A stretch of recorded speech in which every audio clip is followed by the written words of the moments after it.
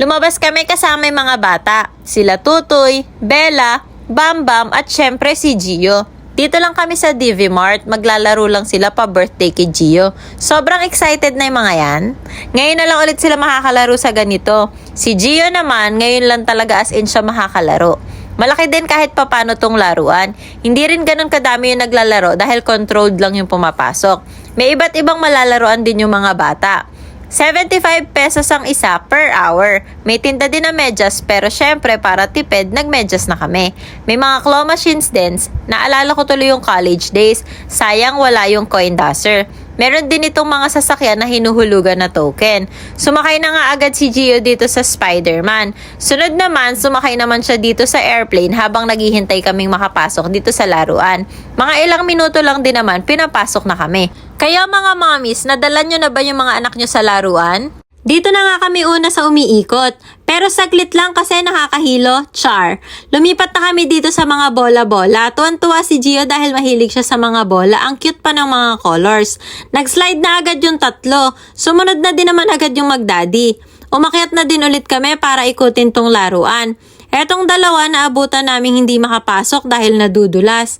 Inaalalayan pa ng daddy si Gio kasi may maliliit na spaces baka malusot yung paa niya. Eto nga nag-stop over na naman dito sa tumitira ng bola.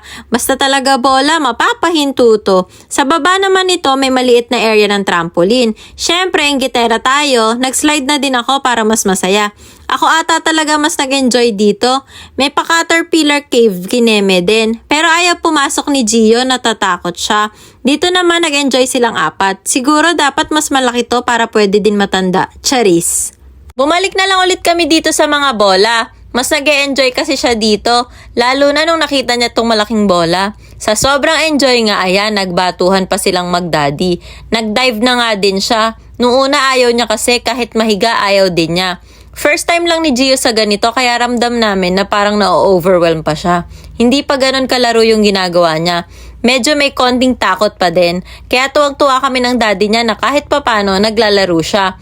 Meron pa palang isang maliit na ball pit. Meron ding maliit na slide.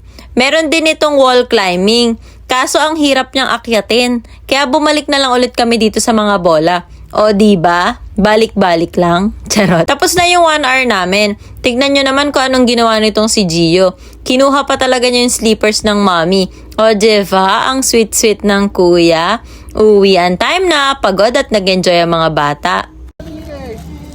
Ayaw nga eh. Sa mag-mall. Taong bata na.